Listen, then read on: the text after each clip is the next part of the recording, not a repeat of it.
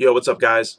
Berserk Volume 9. Before I get into this, though, if you haven't noticed, on my YouTube homepage, my channel page, I have a new banner. Go check it out. It's fucking awesome. And I want to give a shout out and a thanks to Anime Central, Shampoo. He basically hooked me up with this banner, and I really appreciate that, man. Thank you so much. So if you guys don't, follow his channel and you don't know about his channel, which I'm sure you guys do, he has a decent amount of subscribers, go check out his channel, see if you like his content. If you like his content, feel free to subscribe, like his videos, all the stuff you do for me, guys. Really like the banner. Before I had some kind of plain banner, just a black banner with a few different characters and my name really small. He hooked it up real nice. It's nice black and red. Big letters in my name with I think it's a red or black outline. Different characters. Looks really sweet, really nice, and I appreciate it, man. So Volume 9 right here. Volume 9. Probably one of my favorite volumes so far. We see what's going on with Griffith. We see what's going on with Guts and Casca and the Band of the Hawks. Griffith goes into Charlotte's room and basically seduces her and fucks her.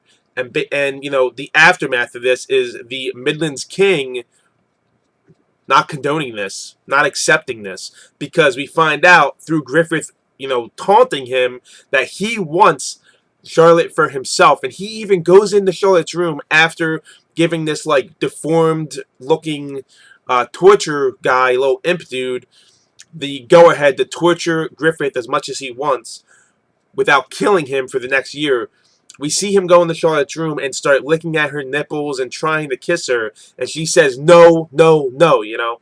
This dude is a lonely old man of a king. He lost his first wife, who was his true love. The second queen was not his true love, and he's waiting for Charlotte to get older in 17 years, always turning down marriage proposals, this, that, and the other thing, because she's starting to look like his first wife, his true first love. And, it reminds him of her. He wants to get that feeling back. That warmth keeps him safe from the world around him, and Griffith calls him out on this right away. We see Griffith being tortured, and we see the little imp dude, the torturer, grabs the bayonet and actually drops it into a sewer. So I'm kind of curious to see what's going to happen with that. We've seen that blood activates the bayonet, but even though Griffith was being tortured, day in and day out, blood and blood and blood, the blood didn't activate the bayonet this time for whatever reason. Then we skip a year forward, and we see what's going on with the Band of the Hawk after they were, kicked out of Midland, after the Midland Army tried to execute them by thousands of arrows. We learn Casca took lead. She is now the leader of the Band of the Hawks. We see Guts, and basically we learn this all through Guts' journey. Apparently he went into the mountains, he trained and whatnot, and he comes upon a combat tournament, and he runs into this dude who looks like he's almost like a Persian type of fighter. He has like a turban on, and he has these crazy acrobatic tricks, very interesting. And he beats this dude very easily. Apparently this mercenary guy he beats very easily.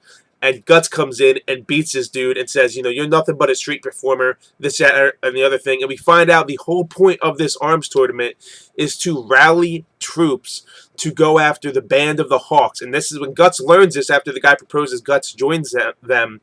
He's like, the Band of the Hawks, what are you talking about? He was in the mountains, so he heard nothing about what was going on in the last year, about the Band of the Hawks being fugitives, about Griffith being in the torture, a dungeon being tortured. So I guess a day or two passes, and we see this dude, the street performer dude, I think his name was like Salad or some shit like that, leading the other people, the other mercenary, other warriors that this nobleman guy, accrued through his combat tournament, and he's going after the Band of the Hawk, and we get to see a little bit of Casca, learning about how she took up command during that day. That day almost were executed. 5 arrow wounds in that beautiful body, and she still managed to get the remaining Band of the Hawk out of harm's way, and now they've been fugitives for a year. Just very awesome stuff. Everything's wrapping up nicely. Well, not wrapping up nicely, but the aftermath of Guts leaving, Griffith's actions, and this, that, and everything is really coming to fruition, and we're starting to see what exactly happened. We learned that possibly Griffith did all this because of Guts. He was depressed after Guts left. You know, Griffith needed Guts, and he went to Charlotte for some warmth, just like the King said he needs that warmth. So he went to Charlotte. He took what he wanted to feel better, but even afterwards, you've seen Griffith is like holding himself like this, like he is depressed. He's a broken man right now, at least in that moment. And you know, Guts and Casca actually start fighting, and Judo was the one that sort of provoked it. You know, he said, "You're the only one that could do anything for Casca." After she took the 5 arrow wounds, she laid in like 3 nights in basically like unconsciousness, calling out in nightmares, calling out for Griffith and Guts. So Guts and Casca, they go off, and basically they're gonna, you know, Guts thinks they're gonna talk, but Casca wants to fight. And I really, really, really loved this part of the volume when they both basically, well, first Casca breaks down and says, you know, basically saying that her feelings for him are real and she wants them to be real, but she doesn't want her feelings all, you know, ever since she met Griffith, to be a lie. You know, she wasn't stupid. She realized that Griffith would go for Princess Charlotte at one point, just like Judo said, and she realized, you know, there wasn't at that day when Guts left, there was no place for her. There wasn't a lot of place there. So maybe her place is inside Guts's heart with Guts. And they finally consummate their feelings for each other. They have sex for the first time. And in this moment, some vulnerabilities that Guts has deep inside of him came to the surface. And we haven't touched on this in a long time, about the whole rape and Gambino and everything. And it just, I thought, felt appropriate to come out at this point. He's giving himself completely to somebody for the first time, really. And it makes sense that these deep-seated feelings would come to the surface. You know, and she doesn't know what's really going on, and I don't know if she fully understands what happened, but she knows that he killed Gambino, basically his father figure. And she says, you know, now we're even. You know, I gave you all my vulnerabilities, all my wounds. I feel like we're even. You know, let's just lick each other's wounds. And she even says licking the blood from one of his wounds. And they go on to continue to, you know, take each other, become each other's, you know, significant other. You know, basically they became one. And there's a little scene here at the end of this chapter, or end of this volume, where, you know, they're doing it. And I really can't show it because, well, I guess I could show it. She said, as I dozed off, for some reason I recalled myself as a boy, rubbing in the medicine Gambino gave me. Beside the boy, an oversized sword shined dimly. And that's that scene where, you know, Guts was there as a little kid, putting the medicine on from the cut from Gambino, and you see there's a sword next to Guts. Now he has Casca next to him. And I thought that was very, very, very great symbolism. It was like almost like a metaphor. He once had that sword to protect him. Everything was that sword. Now Casca is going to be his everything. At least that's how I took it. And I really, really, really, really, really love the character of Guts. He's such a tragic character. Right now, he seems to finally, you know, be happy. He's been happy with those 3 years with the Bane of the Hawk. He's happy with her. He's found a woman, you know, and I'm just very happy for both characters. Now, there is a scene earlier on when he was, for the first time, by himself, and he says, I forgot how dark and lonely it is by yourself. He runs into something that looks like a skull knight. A skeleton knight or something, and you know, the thing gives him some kind of prophecy, a sort of warning, and there he is right there. Very interesting. You know, it gives him a warning saying the eclipse is going to happen a year henceforth from here, or something like that.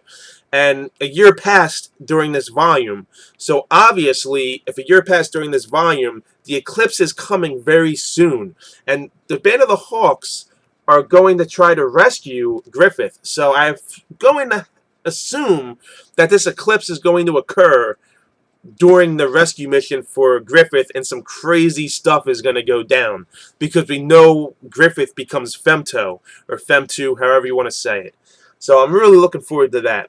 But overall, really good volume. One of my favorites so far, and I'm sure some more volumes are going to come up. The volumes to come are going to be amazing as well. But what really solidified this volume being amazing for me was, you know, the whole Guts and Casca scene, them finally giving each other to each other. I thought that was amazing. And also seeing that Persian type of dude with his acrobatics. We see that there's other parts of the world that have capable combatants and whatnot. So I would like to see more of this, like, this medieval world that, you know, Miura has created.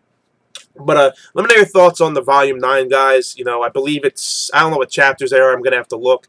But let me know your thoughts on my thoughts. Like the video if you feel I deserve it. Subscribe if you want to see more of my videos. If you like my content, subscribe. Please do not use ad blocker when you watch my videos if you want to support me 100%. And feel free to check out my Patreon page. I'll leave the description in the description box. I'll leave the link in the description box below. If you want to support my channel, feel free to donate a few bucks. If you don't, that's fine too. I appreciate all the support, guys. Trying to get more, trying to hit these benchmarks so we can do some giveaways. But hope you guys enjoyed Berserk Volume 9. This shit right here, man, fucking loving it. I just wish I had more time to read these volumes. Between video games, work, my girlfriend, everything else, it just gets to be a very cluttered schedule. But I wish I could read these every fucking day. Berserk for the win, guys. I'll catch you in the next Berserk review.